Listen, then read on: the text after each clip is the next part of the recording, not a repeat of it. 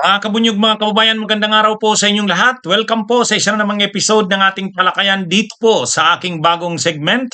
Ano ang totoo dito? ATD. Ayan. Ito pong bagong segment na ito, dito po ito sa aking Veritas YouTube channel. Kaya kung hindi pa po kayo nakasubscribe sa Veritas YouTube channel, subscribe na po kayo. Napapanood rin po tayo sa Veritas Facebook or Meta page. Kung hindi pa po kayo nakafollow, follow na po kayo. Ito mga kabunyog, marami kasing nagtatanong sa akin, Attorney, ano ba ang totoo dito? Hmm? Ah, Attorney, ah, ikipaliwanag, gusto naming malaman ang katotohanan sa issue na ito. Kaya ito na yon. Gumawa na ako ng regular kong segment. Ano ang totoo dito? Ayan, mga kabunyog, mga kababayan. Ah, may ano na, ethics complaint na ano, pa-file dito kay Suntay. Itong bastos na si Bong Suntay, kongresista ng 4th District ng Quezon City, sasampahan na ng reklamo sa Ethics Committee ng House of Representatives. Ito ang pinahayag ni Congresswoman o Representative Sara Ilago ng Gabriela Women's Party List. O yan, ang Gabriela pa naman, talagang hindi talaga palalampasin yan. Ayon kay Representative Sara Ilago, pinag-uusapan na ang pagpa-file ng formal complaint. Ayon dito, ethics complaint versus Representative Suntay. Gabriela Party List Representative Sara Ilago is considering filing an ethics complaint against Quezon City 4th District Representative Bong Suntay over his remarks about actress Ann Cortez. Ilago said their group is reviewing possible actions following Suntay's comments. O yan mga kabunyog. Pero may mas bago pa dyan. May mas bago pa dyan na development, mga kabunyog. Ito, update. The controversial nag-init remarks of Quezon City Representative Bong Suntay on actress Ann Cortez was referred to the Ethics and Privileges Committee on Wednesday, March 4. San Juan Representative Bel Zamora sought a thorough assessment of Sunday's statements and required him to appear at the committee hearing. So yan Kaya ano na ito mga kabunyog, mga kababayan, talagang seryoso na. Pag-uusapan na sa Ethics Committee kung ano ang dapat gawin dito kay Bong Suntay. Hanggang kasi ngayon, hindi niya inaamin na mali yung kanyang ginawa eh. Ang sabi niya, sorry daw kay Ann Cortez, pero hindi naman daw malisyoso ang intensyon niya doon. Analogy lang naman daw yun. Ibig sabihin, nagsusori ka tapos marami ka pang mga dapat pag nagsorry ka, walang kundi-kondisyon.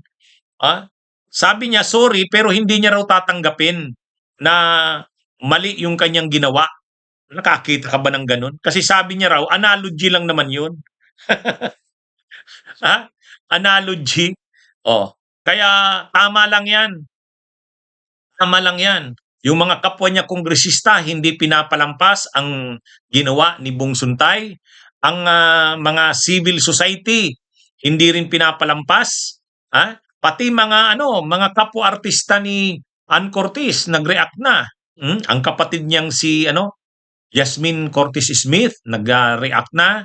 Pati sila Karen Davila, may mga strong na reactions na.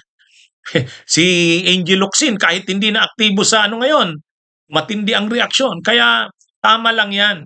Kahit si Mayura Joy Belmonte ng Quezon City, sabi niya dapat mag-apologize itong si Suntay. Dahil dating councilor ito ng Quezon City, mayroon silang mga batas na pinasa sa Quezon City sa ilalim ng bawal bastos. Kasi yung Safe Spaces Act natin, meron tayong ganyan. Safe Spaces Act. Ito pa mismo, mambabatas ka, tinatawag kang honorable tapos ganyan ka. Kaya tama lang yan. Ito na. Sabi ni Representative Sara Ilago ng Gabriela Women's Party List, ipupurso nila yung ethics complaint. Pero mayroon na ngang move na ginawa ngayon yung Kamara. Nirefer na sa Ethics Committee kung anong appropriate na dapat na gawin tungkol doon. Ito kasing sa mga hindi nakakasubaybay dito, itong si Suntay, pinagtatanggol si Sara Duterte. Doon sa pagdinig ng Justice Committee, itong si Bong Suntay, kasi 'di ba pinag-usapan yung mga pagbabanta ni Sara sa buhay ng presidente saka sa First Lady, pati kay dating Speaker Martin Romualdez. Sabi niya, siya daw kung gusto niya raw i-chop yung liig ni Marcos. Tapos may na daw siya, kinausap na siyang assassin, na mag-a-assassinate kay PBBM saka kay Lisa Araneta at kay dating Speaker kung may mangyari daw sa kanya. O ngayon, ang paliwanag ni doon ni Bong Suntay kasi pinagtatanggol niya si Sara, hindi naman daw lang 'yun.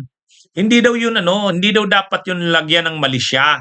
Kasi ang ibig daw sabihin nun, 'yun ang desire ni Sara. 'Yun ang gusto niyang mangyari na kung siya lang gusto niya tiyapin ang liig ni PBBM. Pero hindi naman daw totoo 'yun. Desire mo pero hindi naman mangyayari 'yun. Imagination mo lang 'yun, kumbaga. Nagbigay siya ngayon ng example. Sabi niya, siya daw. Halimbawa, nakita niya si Ann Curtis sa Shangri-La. O, tapos nung makita niya ito, sobrang sexy pala nito, sobrang ganda. O syempre, nag-ano siya nung pagnanasa. O, normal daw yun na magnasa siya kay Ann Curtis. Pero, sabi niya, nag-init siya. Pero ano naman magagawa niya? Wala yun. Hanggang desire na lang yun. Hanggang imagination. O, ganun din daw dun kay Sara Duterte. O, kaya, ay ngayon, hindi siyempre pinalampas yung ganong remarks niya, yung ganong sinabi niya. Kasi nabastos ang kababaihan doon sa kanyang ano pa naman yun, public hearing. Ha? Ang usapan tungkol sa impeachment ni Sara, dadalhin mo sa ganun. Kaya talagang hindi pinalampas ng mga ng lalo na ng mga netizens yung ginawa ni Bong Suntay. So ngayon, hindi rin pinalampas ng mga kasamahan niya sa Kamara. Sasampahan na siya ng kaso sa Ethics Committee. Actually, may action na ngang ginawa, rinifer na sa Ethics Committee. Kaya na ito, tama lang yan. Tama lang yan. Kaya lang, hindi pa rin sumusuko itong si Suntay. Hindi naman daw malicious yung statement niya. Analogy lang naman daw yun. Bakit siya pinag-iinitan? Analogy ng analogy mo. Ha? Kaya magsusuri siya kay Ann Curtis tapos sabay sabing hindi naman malicious yung intention niya, analogy daw yun. Kaya anyway, yan, tama lang yan. Tama lang yan na talagang grabe ang ngayon, reaksyon sa kanya. Oh. Pero ayaw pa rin tanggapin na mali yung ginawa niya. Wala naman daw mali siya na sinabi niya. Kaya bagamat daw siya, kung na-offend man daw si Ann Curtis, sorry, pero hindi daw siya mag-apologize na mali yung kanyang ginawa. O sige, panindigan mo yan, tama lang yan. Doon ka sa Ethics Committee magpaliwanag. At ito, nangyari pa naman kasi yan ngayon pang Women's Month. March 8, International Women's Day, tapos ganun ang gagawin mo. Anyway, ito mga kabunyog, mga kababayan, ano bang totoo dito? Tumitindi naman ang sagutan ni Lacson sa ni Marcoleta. Ito talagang dalawang ito. Hindi talaga humuhupa ang mga yan, ang dalawang ito, Lacson versus Marcoleta. Dati na itong nagbabanggaan marami ng beses sa ethics ay sa Senate Blue Ribbon Committee tungkol sa mga investigasyon sa flood control, pati sa West Philippine Sea issue, ang talagang nagbabanggaan. Ngayon na naman, mayroon na namang bago. Ano pa? Matindi na yung mga sinabi ni Lacson kay Marcoleta, Chinese na. Chinese na. Sinabihan na ng Chinese ni Lacson.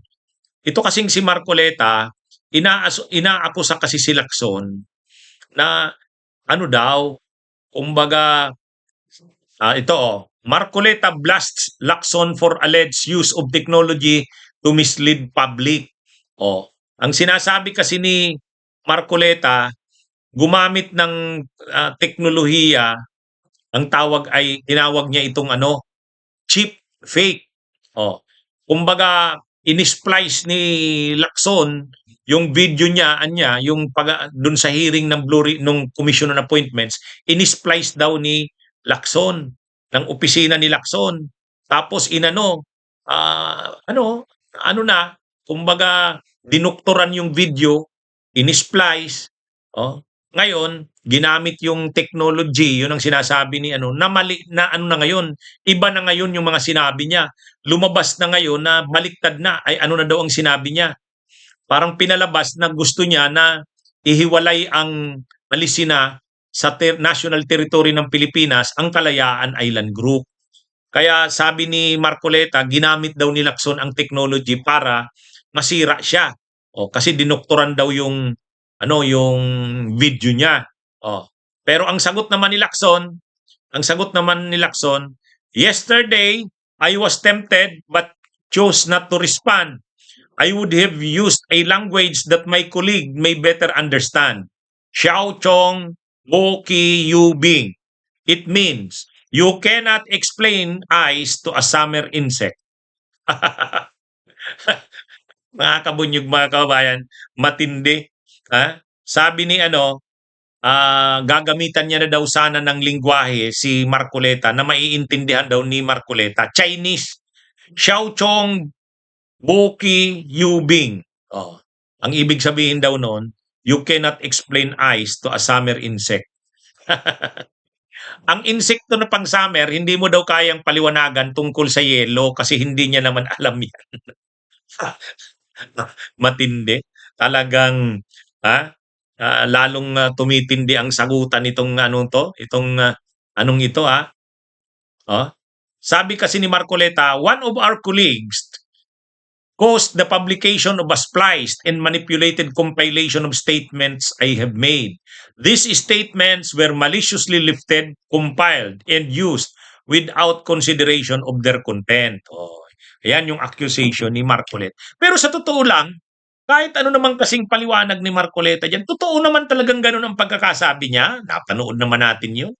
Ang sabi doon ni Marcoleta, tinatanong niya yung isang Navy ba yon? Navy officer na nag-a-apply sinasalang sa Commission on Appointments. Ngayon, ang tanong niya, mayroong mga islands o isla o mga land formation sa tinatawag na Kalayaan Islands Group. Spratlys, Pag-asa, kung ano-ano pa.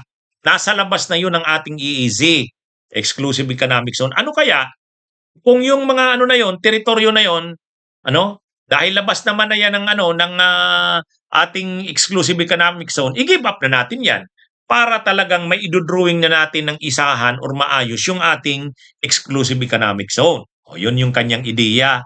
O yun naman talaga yung pagkakasabi niya eh. Tapos ngayon dinideny niya na sabi, dinukturan daw ni in-splice daw, minanipulate, gumamit ng technology itong si Lacson or ang opisina ni Lacson. Kaya napipiko na rin si Senador Ping Lacson eh. Kasi hayag-hayagan talaga siyang binibira nito ni Marcoleta. So sabi ni Lacson, ni Senador Ping Lacson, natitempt na daw sana siyang sumagot.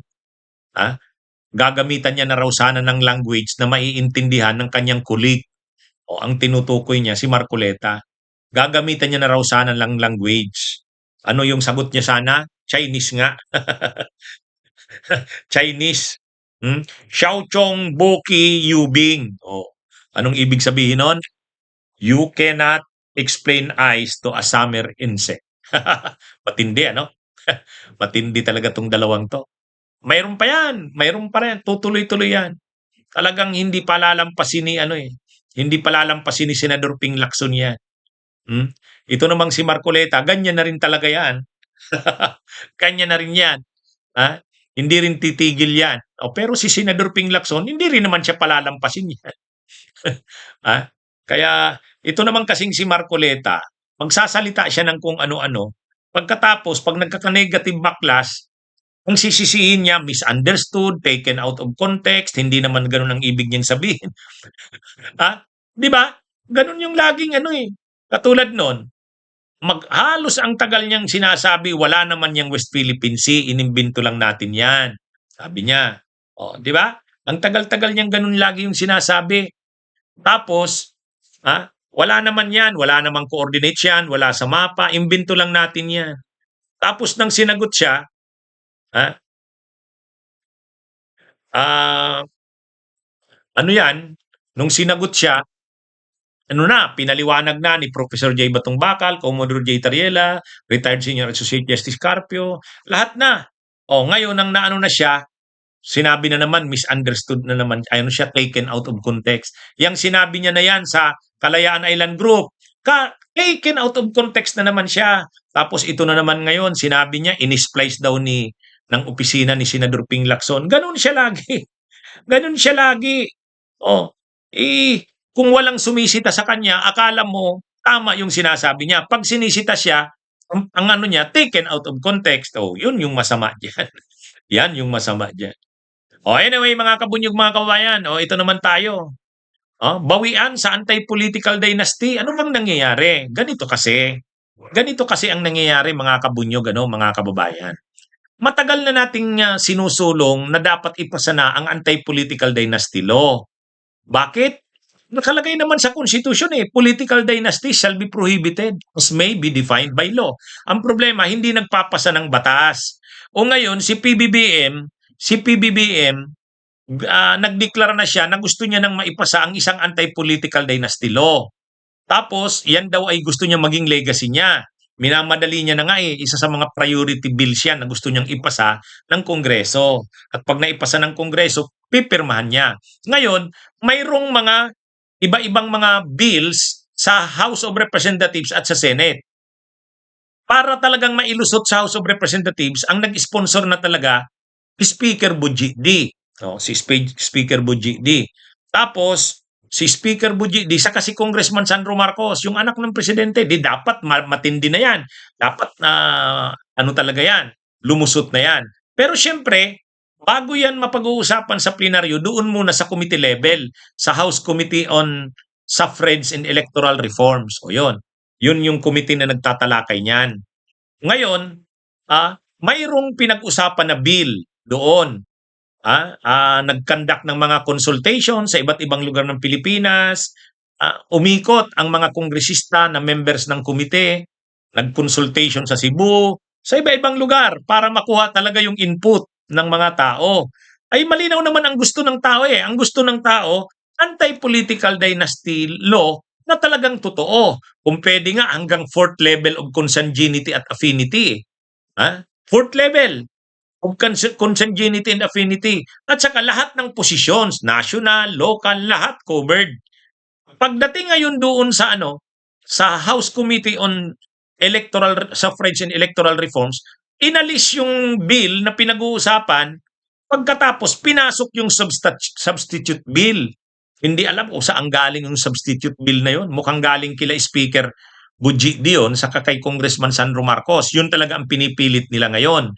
So ngayon, dati sa original na proposed bill, mga co-sponsors o co-authors, si Congressman Erice ng Liberal Party, Congresswoman Leila de Lima ng Mamamayang Liberal, yung Makabayan Black, co-authors din sila, yung Akbayan, co-authors din sila, kasama nila Bujidi nga at saka ni Sandro Marcos. Pero nung biglang isiningit yung substitute bill, ano ang laman ng substitute bill? Ay malala. Ang nakalagay ganito, hindi na hanggang sa fourth level na fourth degree, hindi. Second degree lang. So ibig sabihin, medyo na yon, questionably na nga yun. Hindi na hanggang fourth degree of consanguinity and affinity, second na lang. Masyadong malabnaw na yon. Pero ito yung mas malala. Ang sakop lang ng anti-political dynasty law na pinopropose ng House, yung pinipilit nila Bujidi, Speaker, at saka ni Congressman Sandro Marcos, yung gusto nilang ilusot, tinawag na substitute bill, ang bawal lang, yung halimbawa sa Senado, bawal yung magkakapatid, mag-ina. Yun ang bawal. Kaya halimbawa kung sa ngayon, nandyan si magkapatid na Cayetano, bawal na yan sa sunod. Tapos yung magkapatid na yung mag-ina dati na Bilyar, bawal na yan sa ngayon. Yung magkapatid na Tulfo, bawal na yan. Bawal sa national position na sa isang, halimbawa, Senate, magkasama kayo, bawal na yon. Pangalawa, sa probinsya, bawal na rin. Halimbawa, yung governor, halimbawa, ang halimbawa niyan, sa isang probinsya, ang governor si Juan de la Cruz. Yung anak niya, board member, yung bata niya pang yung 25 years old niyang anak o 20 years old, board member. Hindi pwede kasi nasa isang probinsya sila. Ganon din sa sa mga syudad at bayan. Halimbawa yung Dasmariñas City ngayon, ang mayor doon si Jenny Barsaga. Yung anak niya vice mayor doon ngayon. Bawal 'yon. Hindi kayo pwedeng sa isang city or isang municipality magkaano kayo doon. Hindi pwede. 'Yun ang mga hindi pwede. Sa national position, hindi pwede. Halimbawa, Senado, sa probinsya, governor, vice governor, board member, hindi pwede. Sa city or municipality, hindi pwede. Pero, kung hindi naman kayo magkakasama sa isang city, municipality, or probinsya, pwede yon. Halimbawa, dito sa amin sa Camarines, halimbawa lang, yung magkakapatid na Cayetano, si Alan Peter, senador. Yung kapatid niya, si Pia, congresswoman ng distrito ng Taguig. Yung asawa ni Alan Peter, mayor ng Taguig, si Alaani Cayetano. Hindi bawal yon. Hindi bawal yon. Ganon din sa amin sa Camarines Sur. Ang governor dito si El Rey Villapuerte. Sa isang distrito, District 2, si Luigi Villapuerte. Yung isang kapatid pa ni Luigi, anak ni El Rey, 5th District, congressman din. Hindi bawal yon kasi magkaiba namang distrito. Ha? Tapos, kung yung isang kapatid nila mayor sa isang bayan, hindi rin bawal yon kasi mayor naman siya. Kaya ang mangyayari halimbawa sa Villapuerte, halimbawa si El Rey magsenador, si Migs Villapuerte ay mag-governor, si Luigi Villapuerte ay mag-congressman, tapos yung isang kapatid nila mag-mayor, hindi bawal yun. Kasi iba-iba namang posisyon ang tinakbuhan nila. Pero political dynasty pa rin yun. Kaya ngayon, ang ginawa ng mga Makabayan Black, Akbayan, mamamayang liberal, sila Laila de Lima, si Congressman Erese ng liberal, nag-withdraw na. Sabi nila, hindi na kami dyan. Hindi na kami dyan co-sponsor niyan o co-author niyan. Kalukuhan yang anti-political dynasty law na yan. Lukuhan yan. Wala naman yan eh. Anong saysay ng anti-political dynasty law kung ganyan? Tama naman. Yan yun. Kaya actually, mapapahiya dito si PBBM. Kasi tinutulak niyang maging priority, pero anong klase naman na anti-political dynasty law yan? Yan yung dahilan yan. Kaya nagkakabawian ng perma. Ayaw na nilang mag-co-sponsor kasi kung ganun din lang ang anti-political dynasty law. Marami kasing nagtatanong sa akin, Attorney, ano bang totoo dito sa magulo itong anti-political dynasty law? Pakipaliwanag nga. Ito na po yan. Okay, mga kabunyog, mga kabayan, magandang araw sa inyong lahat. Mabuhay po tayo. Ito po ang Ano ang Totoo Dito? ATD. Lagi niyo pong abangan ito araw-araw. Mabuhay po tayo.